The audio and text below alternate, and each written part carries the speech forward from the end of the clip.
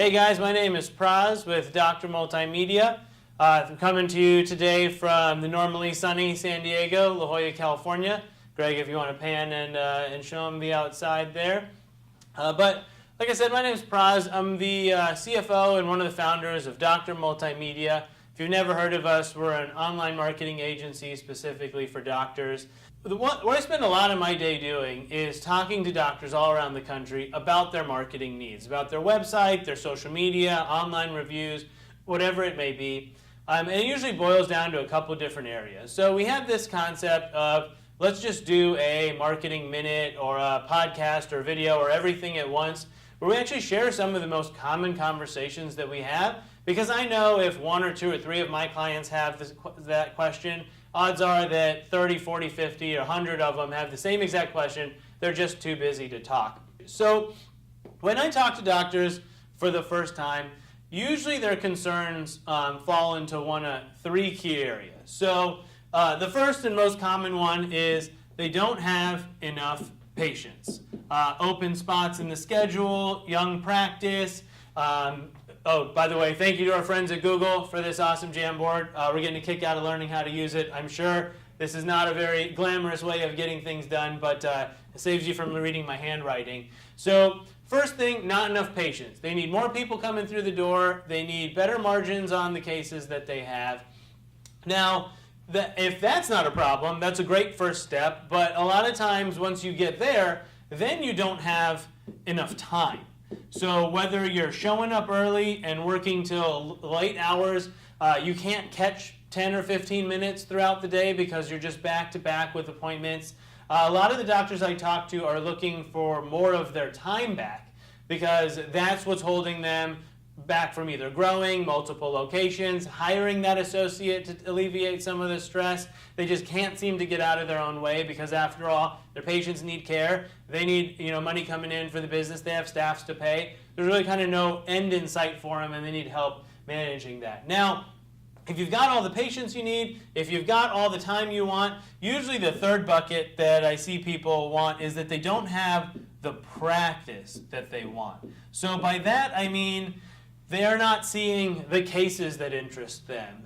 They're tied up with the wrong kind of client base. They're sick of dealing with certain insurance companies. They don't want the discount shoppers, or they do want the discount shoppers and they're getting interest from other sides. It really varies. I'd say the kind of practice a doctor wants is as unique as each one of you. Some people want to have time for family. Some people want to have time to travel. Some people just want a plan, so they're not doing this forever. So, but usually, if I were to take about 95% of my calls with doctors, I can boil what they're asking me for down into one of these three areas: more patients, more time, or more of the practice that they want.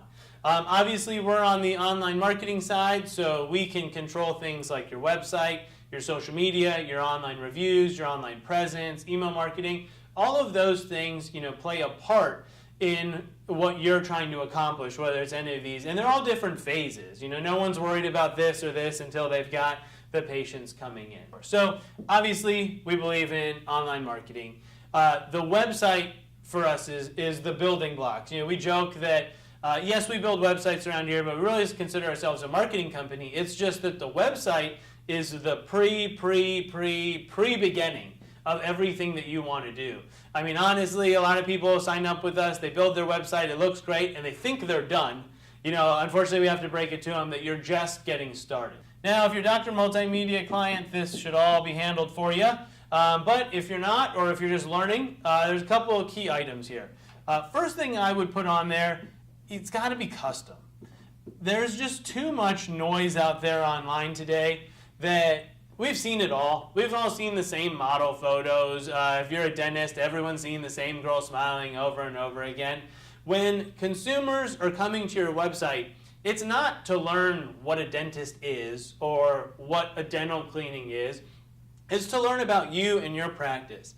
And one of the things that I often joke with my doctors about is that it's one of the few areas out there where you wake up one day and you just happen to own a business. You went to years of school, years of training, all kinds of studying and exams, and odds are not a single day of that was spent studying or learning how to run a business, but you perfect your craft, people need healthcare, you open the doors, they come in, and all of a sudden now you have a whole different entity, a whole different beast that you're trying to manage, and by the way, still be a doctor. So not only do you wake up and you own a business, but you have to operate that business. So, unlike perhaps me or other business owners out there who get to spend most of their day on management, admin, business decisions, growing our business, you have to see patients all day, and then what would normally take hours, you have to squeeze into mere minutes at the end of your day, which really doesn't leave you a lot of time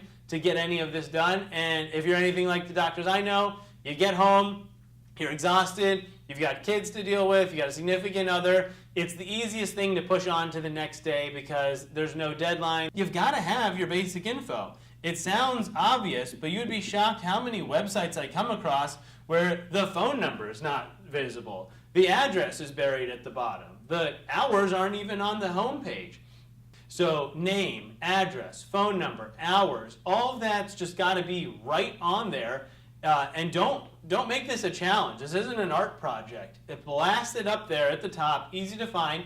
Most people, let's see what's going on my phone here. Most people are looking at your website on one of these. They're not surfing around reading a whole lot. So if you pull out your website on here and it's not immediately obvious how to call or get directions, you're making things harder than they need to be. And in today's day and age, people will press the back button and go to the next option before they will spend a lot of time and effort in figuring out your information. We'll just add this as a third part. It's not so much of the design, but you really want to own your website.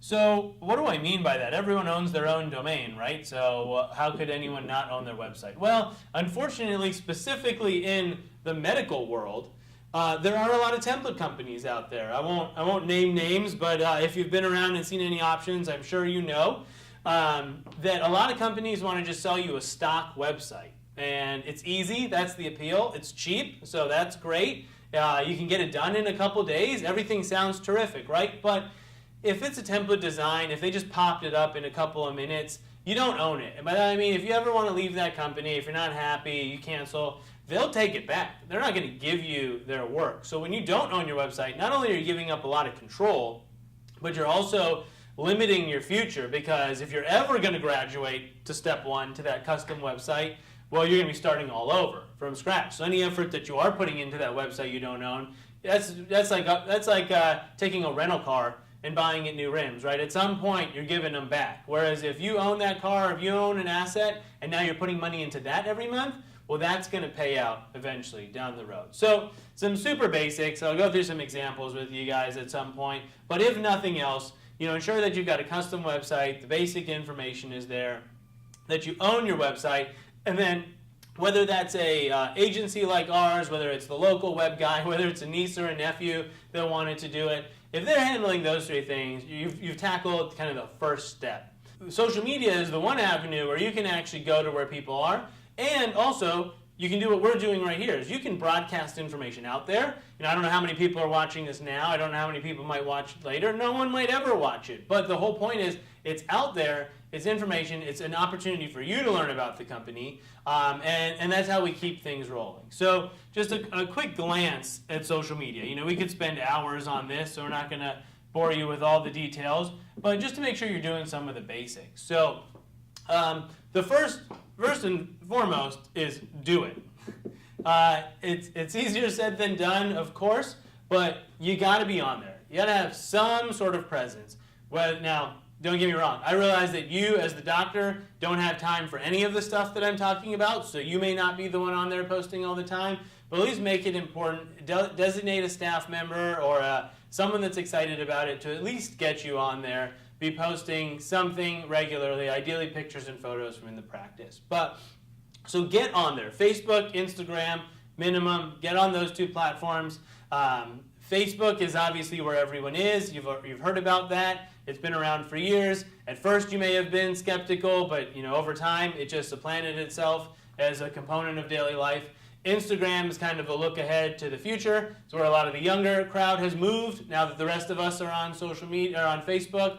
And if someone gave you the opportunity to start your Facebook page 2 or 3 years before you did, in hindsight, you would have taken it. So that's kind of where we are with Instagram. Do I think it's going to change your practice overnight? No, but a head start and an early start will be good things down the road. So social media, website, okay, those are the important things, no doubt about it. And then another topic we could spend hours on, online reviews. If you're not paying attention or you're avoiding it, you've got your head buried in the sand because you don't like thinking about it, making a huge mistake for your practice. It's just the nature of the world right now. If I want to go find a new Italian restaurant around town, I'm Googling it and I'm looking at the reviews. Maybe I don't read every review, but if you're a 3.5 and the other guy's a 4.8, you know who I'm calling first. Maybe I won't go there. Maybe they're closed or not open today, whatever the case may be. But it's creating a first impression. And more in today's world than ever before, we're just acting on first impressions. Pull up Yelp, that picture looks good, let me order it, let me make a reservation. DoorDash, here it is. It's a much more instantaneous world. So if reviews are fueling the first impression that people are having of you, even after a referral, everyone, anytime I ask a doctor, hey, what's your best form of business? Word of mouth. Yes, me too. But the internet makes certain mouths louder than others, and if I say, hey, Greg, you got to go see Dr. Esham across the street. Hey, Dr. Esham, you're not my client, but I'll still love you.